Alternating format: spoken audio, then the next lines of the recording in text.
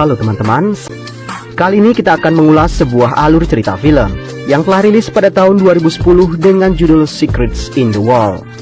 Film ini akan menceritakan seorang janda cerai yang baru saja membeli sebuah rumah baru di dekat tempatnya bekerja. Akan tetapi baru sehari ia bersama dua putrinya tinggal di sana. Kejadian-kejadian horor mulai mengganggu mereka. Jadi riwayat kelam apa yang disimpan rumah tersebut? Kita ikuti saja alur ceritanya.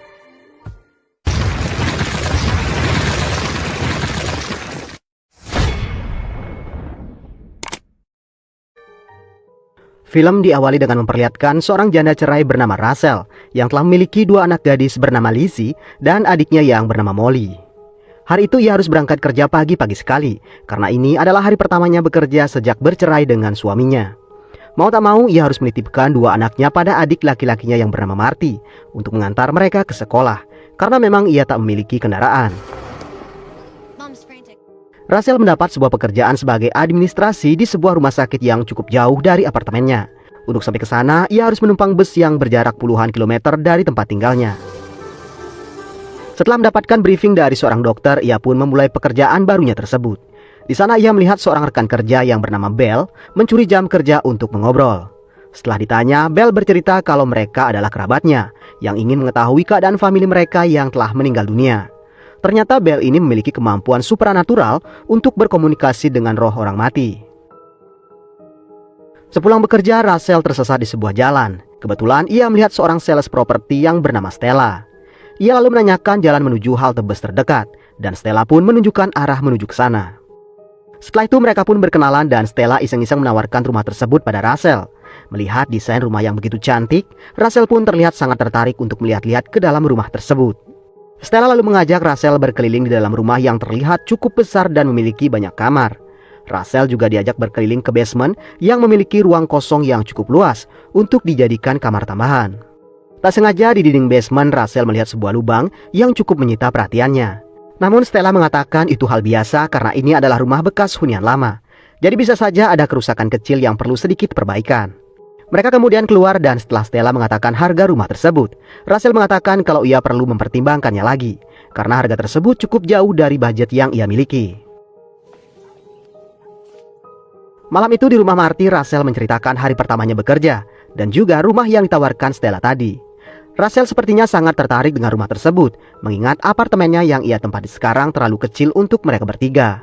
Selain itu rumah tersebut hanya beberapa blok dari tempatnya bekerja. Lizzie yang mendengarnya sontak menolak jika mereka harus pindah rumah karena ia sudah nyaman sekali dengan lingkungan di apartemen. Namun Rachel kemudian mengatakan mereka tidak akan pindah. Ia hanya berangan-angan memiliki rumah sebagus itu. Jika saja harganya lebih terjangkau, ia pasti sudah mengambilnya. Seminggu kemudian Rachel mendapatkan telepon dari Stella. Ia mengatakan kalau rumah yang ia tawarkan mengalami penurunan harga. Rupanya si pemilik rumah sebelumnya sangat butuh uang saat ini dan ia ingin menjual cepat-cepat rumah tersebut. Tanpa pikir panjang, Rachel pun mengambil rumah tersebut meskipun Lizzie terlihat kurang senang dengan keputusannya. Selang beberapa hari akhirnya mereka pun pindah ke rumah baru. Tak hanya rumah baru, Rachel pun mendapatkan hadiah mobil baru dari Marty. Saat perpindahan berlangsung, Lizzie rupanya telah berada di basement dan begitu tertarik dengan ruangan tersebut. Lizzie pun meminta agar ia diizinkan memakai basement sebagai kamarnya. Ibunya sempat heran kenapa Lizzie memilih basement sebagai kamar, padahal ruangan tersebut terlihat lembab dan kusam. Selain itu, di atas masih tersedia 4 kamar yang kosong. Lizzie tetap bersikeras menghuni basement, hingga Rachel pun akhirnya mengizinkannya. Akan tetapi di sisi lain, Molly merasakan basement tersebut sangat menyeramkan. Di saat itu juga, Marty melihat sebuah lubang di dinding basement. Saat Lizzie mengintip, ia melihat ada ruangan lain di dalam sana. Rachel pun meminta bantuan Marty untuk memperbaikinya. Namun Marty menyarankan agar dinding itu dihancurkan saja, karena ia bisa memiliki ruang tambahan dari balik dinding itu. Dan setelah semuanya pergi, dari balik dinding tersebut terlihat jari-jari yang keluar dari balik terali besi. Hari berikutnya Marty membawa beberapa peralatan untuk membongkar dinding basement. Setelah membuat beberapa lubang, mereka akhirnya berhasil merobohkan dinding tersebut. Tak ada apa-apa di dalam sana selain sebuah saluran pembuangan yang tertutup terali besi. Sementara Molly merasakan sesuatu yang sangat aneh. Malam itu setelah semua rapi kembali, Lizzie mulai menata pakaiannya dalam lemari. Namun tiba-tiba ia mendengar suara mainan berbunyi. Ia membuka sebuah rak di atasnya dan menemukan mainan penari balet berbunyi sendiri. Tak ada yang aneh menurutnya sampai di sini, sampai kemudian ibunya datang yang menanyakan pendapatnya tentang rumah barunya itu. Sementara itu, Molly yang tengah berada di toilet melihat penampakan seorang wanita menangis di depannya. Sontak ia berteriak kencang dan mencari ibunya. Ia lalu menceritakan kalau tadi ia melihat sosok wanita menangis di toilet. Ibunya berusaha menenangkannya dan mengajaknya kembali ke toilet untuk memeriksa kembali. Rachel memeriksa semua sudut dan tak menemukan wanita yang diceritakan Molly. Ia lalu meyakinkan Molly kalau tidak ada orang lain selain mereka. Dan itu mungkin saja hanya perasaannya semata. Sebelum tidur, Lizzie kembali mengambil kotak mainan tadi dan membukanya. Di bawah lapisan kotak tersebut, ia melihat sesuatu yang ternyata adalah sebuah foto yang berisi pasangan suami istri. Saat menatap foto itu, tiba-tiba hidungnya berdarah. Ia kemudian membersihkan hidungnya dan tanpa ia ketahui, sesosok wanita sedang memperhatikannya. Keesokan harinya di kantor, Rachel bercerita pada Belle apa yang terjadi pada Molly kemarin malam. Mendengar hal tersebut, Belle cukup terkejut. Ia mengatakan kalau kadang-kadang anak-anak memiliki kepekaan yang lebih sensitif dari orang dewasa. Mereka kadang-kadang mampu melihat sesuatu yang tak bisa dilihat oleh orang dewasa. Ia tak mengatakan rumah Rachel berhantu, tapi ia tak menampik kalau hal tersebut bisa saja terjadi. Ia pun berpesan agar Rachel tak mengabaikan apa yang dialami Molly. Sepulang sekolah, Molly kembali melihat penampakan wanita di balik jendela rumahnya. Ia berusaha memberitahu Lizzie, tapi ia tak bisa melihat sosok tersebut. Lizzie tak mempercayai perkataan adiknya dan masuk ke dalam rumah. Molly mengejarnya, namun tiba-tiba pintu rumah terkunci sendiri. Sementara ia melihat Lizzie tergeletak di lantai. Rachel kemudian datang dan menghampiri Lizzie. Molly pun kembali memperingatkan ibunya kalau ia kembali melihat wanita yang ia lihat di toilet. Namun Rachel sepertinya mulai kesal dan meminta Molly menghentikan omong kosong tersebut. Di tengah malam, sesuatu terlihat memperhatikan Lizzie dari balik terali pembuangan. Sesaat kemudian, kotak mainan terbuka dan wanita itu sudah berada di sampingnya. Di tempat berbeda, Rachel terbangun karena melihat Molly berada di kamarnya. Molly kemudian mengatakan kalau ada yang tidak beres dengan rumah itu. Dan di saat bersamaan mereka mendengar teriakan Lizzie. Rachel berlari ke basement, namun pintu kamar Lizzie terkunci dari dalam. Setelah berhasil mendobrak paksa, rupanya Lizzie terkunci di dalam lemari. Rachel pun memperhatikan lemari tersebut penuh dengan bekas cakaran kuku dan juga penuh noda darah. Lizzie kemudian dibawa ke rumah sakit untuk mendapatkan perawatan atas syok trauma yang ia alami. Hari berikutnya setelah keluar dari rumah sakit, Rachel mencoba mencari tahu apa yang sebenarnya terjadi malam itu. Namun Lizzie tak bisa mengingat apapun. Ia hanya ingat ia sudah berada di dalam lemari dengan beberapa kukunya yang berdarah. Lizzie pun meminta ibunya tak membahas hal tersebut lagi, karena ia ingin melupakannya. Di malam harinya, Rachel terbangun karena mendengar suara musik dari ruang basement. Setelah berada di sana, ia melihat mainan penari balet bergerak sendiri. Ia juga melihat foto suami istri yang baru pertama kali ia lihat. Di saat bersamaan, pintu kamar seperti dibanting seseorang. Mainan yang sudah ditutup Rachel kembali berbunyi sendiri. Dan tiba-tiba lampu padam dan kemudian terdengar suara teriakan seorang wanita yang meminta keluar dari sebuah ruangan. Keesokan harinya, Rachel yang makin penasaran dengan riwayat rumah tersebut mencari informasinya dengan menggunakan nama jalan serta nomor rumahnya. Ia lalu mendapatkan sebuah artikel, namun file tersebut tak bisa diakses. Akhirnya ia pergi ke perpustakaan dan kembali mencari berita tentang riwayat rumahnya. Akhirnya di sebuah artikel koran ia melihat foto suami istri tersebut, yang mana berita tentang mereka diterbitkan pada tahun 1953. Diberitakan wanita yang ada di dalam foto bernama Greta, yang telah menikah dengan suaminya yang bernama Joseph. Greta yang masih berusia 17 tahun kala itu diberitakan hilang oleh kerabatnya. Dari cerita para kerabat dan tetangga, menghilangnya Greta mungkin berkaitan erat dengan kekerasan yang sering ia terima dari suaminya. Mungkin saja Greta sengaja pergi dan tak berkabar agar ia bisa terbebas dari suaminya. Rachel kemudian menemui Stella dan mengkomplain karena ia tak menceritakan riwayat tentang rumah yang ia jual. Stella pun berkelit karena ia memang tak mengetahui perihal riwayat rumah tersebut. Yang ia tahu hanya menjualnya. Pembicaraan mereka pun terhenti karena Rachel menerima panggilan dari sekolah Molly. Sesampainya di sekolah, wali kelas Molly menyampaikan kalau Molly belakangan ini sering menggambar sesuatu yang menurutnya sedikit menyita perhatian. Ia menggambar seorang gadis yang berada sendirian di tempat gelap dengan raut wajah kesedihan dan ketakutan. Wali kelas mengira Molly menggambar dirinya sendiri yang berada di posisi seperti itu. Karena itu ia meminta Rachel untuk mencoba melakukan pendekatan pada Molly untuk meringankan beban batinnya. Rachel kemudian menanyakan hal tersebut pada Molly, dan Molly menjelaskan kalau dalam lukisannya ia menggambar wanita yang sering ia jumpai. Wanita tersebut adalah wanita yang ada di dalam rumahnya, yang seperti terjebak di sebuah ruangan gelap dan menakutkan. Rachel kemudian menemui Belle, yang menceritakan tentang kejadian aneh yang ia alami di rumah barunya.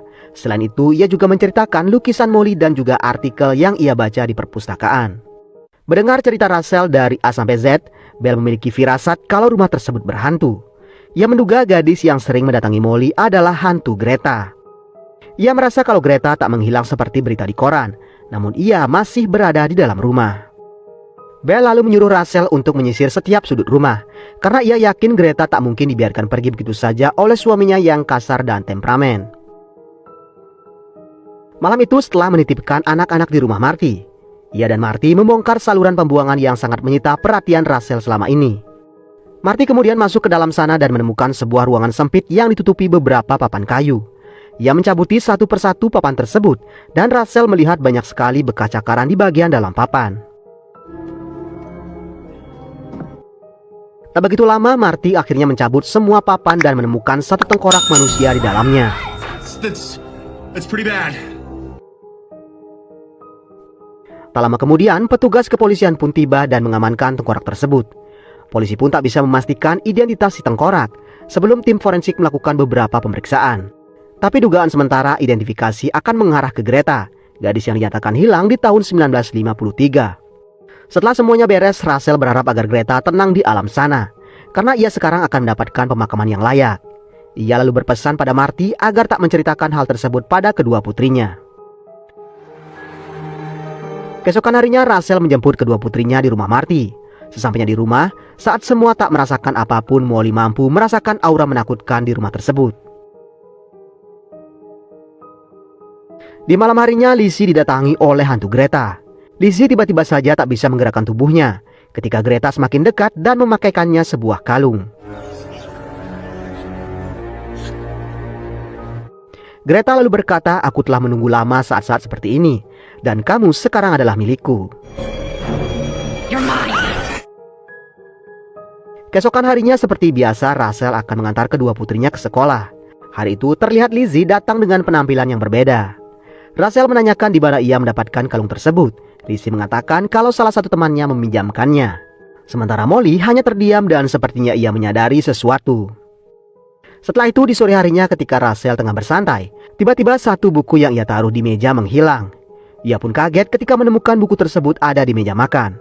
Tak hanya itu, setelah dibuka rupanya satu halaman dicoret tinta hitam dan hanya meninggalkan 4 kata, yaitu "Iya, itu bukan Lizzie." Rachel kemudian memanggil Belle ke rumahnya. Di sana Belle mampu merasakan roh Greta masih berada di dalam sana. Satu-satunya cara adalah memintanya pergi dengan sebuah ritual. Belle kemudian meminta Rachel mengosongkan rumah itu satu malam saja, agar ia bisa melakukan ritual pengusiran setan. We send her away. Sementara itu, Rachel yang kini telah berada di rumah Marty akhirnya nekat menceritakan penemuan tengkorak tersebut pada kedua putrinya. Tentu saja mereka sangat ketakutan dan tak mau lagi kembali ke rumah itu. Namun Rachel mengatakan kalau ia sudah meminta temannya melakukan ritual untuk mengembalikan Greta ke tempat yang seharusnya. Malam itu ketika berada di kamar mandi, Lizzie mendatangi Molly. Lizzie mengatakan ia ingin sekali mengepang rambut Molly. Molly pun merasakan sesuatu yang sangat berbeda dengan Lizzie. Ia kemudian mencari ibunya dan mengatakan kalau Lizzie sekarang bukanlah Lizzie yang sesungguhnya. Namun pembicaraan mereka terputus karena Lizzie tiba-tiba datang. Molly pun terpaksa kembali ke kamar. Sementara itu di tempat berbeda, Belle memulai ritual pengusiran setan. Ia mulai mengasapi setiap sudut ruangan hingga ia sampai ke ruang basement. Don't be scared. Di sana terdengar suara-suara yang meminta Belle menghentikan ritual tersebut. Roh itu berteriak ia tak mau pergi dari sana. Ascend to the higher plane. Tiba-tiba sesuatu mendorong Belle dengan sangat keras hingga ia sampai tak sadarkan diri. Di saat yang sama, Molly tiba-tiba muncul dan berkata, "Kau mendorongnya terlalu keras, Lizzie." Lizzie, you pushed her too hard. Sementara itu di rumah Marty, Rachel mengecek ke kamar Molly. Namun Molly tak berada di sana. Rachel pun menyadari kalau Molly pasti pulang ke rumah, dan ia pun menyusulnya ke sana. Wait a minute, where are you going? Malam itu juga Molly menceritakan semuanya. Bedanya kali ini Rachel benar-benar mendengarkannya secara seksama. Molly kemudian menjelaskan kalau ia sebenarnya mampu melihat roh. Jadi yang selama ini mendiami tubuh Lizzie adalah hantu Greta. Dan roh yang sedang mendiami rumahnya sekarang adalah rohnya Lizzie. Jadi ketika roh Greta memasuki badan Lizzie, roh Lizzie terlempar keluar. Ia pun tak punya kekuatan untuk mengambil tubuhnya kembali dari Greta. Sehingga roh Lizzie kini bergentayangan di dalam rumah. Karena itulah Lizzie berusaha menggagalkan usaha pengusiran yang dilakukan Belle. Molly mengetahui semuanya karena roh Lizzie yang menceritakan semuanya. Dan pesan 4 kata yang temukan Rachel di dalam buku adalah perbuatan Lizzie untuk memperingatkan ibunya kalau Lizzie bukanlah Lizzie yang sebenarnya. Mendengar hal tersebut, Belle memberikan sebuah cara pada Rachel untuk mengusir hantu Greta dari tubuh Lizzie. Ia harus memanggil Lizzie dengan kekuatan ikatan cinta ibu dan anak. Menurut Belle tak ada yang bisa mengalahkan kekuatan tersebut. Karena semua sudah terbongkar, kita sebut saja Lizzie palsu ini dengan Greta. Keesokan harinya Rachel mengajak Greta kembali ke rumah. Greta pun bingung karena tadi Rachel mengatakan mengajaknya melihat-lihat rumah baru. Namun Rachel mengatakan hanya sebentar untuk mengambil beberapa barang. Terlihat Greta sangat takut kembali ke dalam rumah tersebut. Akhirnya Greta pun masuk ke dalam rumah tanpa menyadari kalau rahasianya sekarang sudah terbongkar. Di sana Rachel menanyai Greta kenapa ia menamainya dengan nama Lizzie. Greta pun mengatakan tahu tapi ia tak bisa menjelaskan kenapa. Rachel lalu mengatakan kalau Lizzieku pasti tahu kenapa aku menamainya Lizzie. Dan aku bukanlah ibumu dan kamu bukan anakku. Saat itulah Rachel berteriak keras memanggil-manggil Lizzie. Walaupun ia tak bisa mengetahui di mana keberadaannya sekarang. I love you, Lizzie. Rachel berteriak kalau Lizzie harus kuat dan kembali merebut tubuhnya dari Greta. Greta kemudian mencoba kabur namun Rachel menahannya. Rachel dan Greta kemudian terlibat perkelahian dan saling mencekik. Ia terus memaksa Greta meninggalkan tubuh putrinya. Hingga saat terakhir Rachel berhasil mendesak Greta ke pinggiran tangga. Saat itulah tiba-tiba Rachel berhasil melepaskan kalung Greta. Namun sayangnya pegangan Rachel terlepas hingga Lizzie pun terjatuh. Rachel menghampiri Lizzie namun Lizzie sudah tak bernafas. Rachel berusaha memompa jantungnya namun tak berhasil membuatnya bernafas. Dan tiba-tiba beberapa saat kemudian Lizzie sadar kembali. Ia langsung berkata kalau Lizzie berasal dari nama Elizabeth, seorang tokoh novel yang terkenal anggun, kuat dan mandiri. Novel tersebut sangat disukai ibunya dan juga dirinya sendiri. Beberapa hari kemudian Rachel mengangkut barang-barangnya kembali ke apartemen. Di saat yang sama terlihat Stella kembali membawa pembeli. Rachel lalu memanggil calon pembeli tersebut dan mengatakan kalau ia baru saja pindah dari rumah tersebut karena rumah tersebut berhantu. Pria itu nampaknya menyimak dengan serius, namun kemudian ia mengatakan kalau ia tak percaya dengan hantu. Rachel pun tak bisa berbuat apa-apa, yang penting ia sudah memperingatkannya. Film pun diakhiri dengan kepergian Rachel sekeluarga, dan terlihat hantu Greta berdiri di balik jendela rumah tersebut.